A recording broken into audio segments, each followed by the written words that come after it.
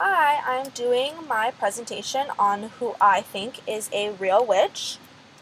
So I read the book Names of Witches by Max Dashiell, and the name that really stood out to me was Carminatrix.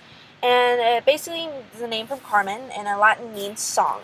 Is an excerpt in the book on page 66, and it says these medieval names refer to women who chanted healing verse and performed ritual cures. In French, it means charme, I think, and in English, it means charm and charmer. So this is basically who I think is a witch. I think Beyonce is a witch. I would label Beyonce as a witch for many reasons. One, that she's a black woman in history and that she's proven that nothing can get in her way, and more importantly, has given strength to many people. I think that this witch name really fits her perfectly because she's got that certain charm that her fans really love. So here's a little background history on Beyonce. So Beyonce Giselle Knowles Carter was born in Houston, Texas. She rose to fame by being in a girl band called Destiny's Child, and then she branched off and went solo, and that's when she made it really big. My favorite fact about her is that she's not only a businesswoman, but she's a mother and a good wife, and more importantly, a strong feminist. So Beyonce produces music in hopes of changing women's world's perspective about women.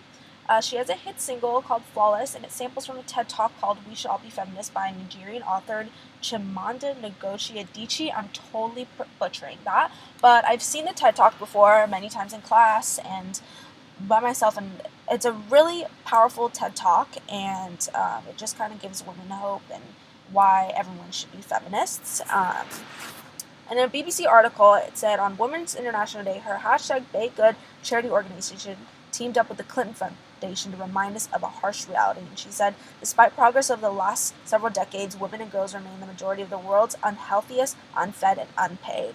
I know that the BayGood charity organization helps fund lots of women charities and besides just the Clinton Foundation, so it's a really amazing thing. So basically, Beyonce being a black woman in media has given hope to many girls to share their voices. And there's a cute little gif that says "All Hail the Queen" in the corner. So this is why I think that the name Carmen really fits her perfectly. She has three really famous songs: "Independent Woman," "Single Ladies," and "Girls Run the World." And in a way, they've really helped heal a lot of women's souls. So my best friend, she really didn't listen to Beyonce before. She kind of knew her songs, but she wasn't really a huge fan. A couple years ago, she broke up with her boyfriend of 5 years, lost her job, moved out of her parents' house, was going through a really, really tough time. She was kind of in a rut. She didn't want to get out of the house. She didn't want to really do anything to motivate herself. She didn't want to get a job where she was just getting declined over and over again. And she said that what really helped her through this tough time was Beyonce's music and her lyrics. So she kind of afterwards became a part of this Queen Bee cult.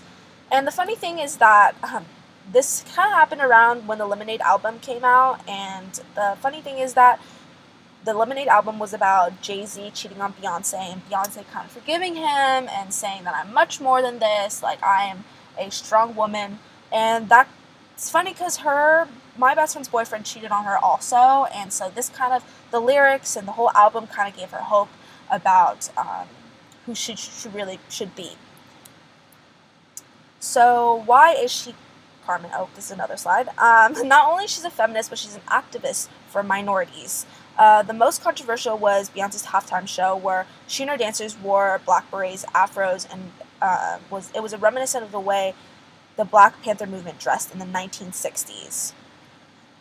So wait, hold on. Let me go to this. I go hard, take what's mine. I'm a star, 'cause I play.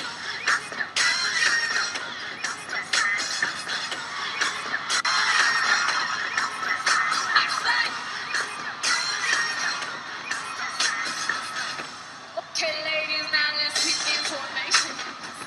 Fellas, let's get this stadium shaking. Sorry, it's really blurry, but here's like a general picture of what it kind of looks like. and their outfits. So her gift is her voice, and she shares with the audience and kind of gives them what they need to get through anything.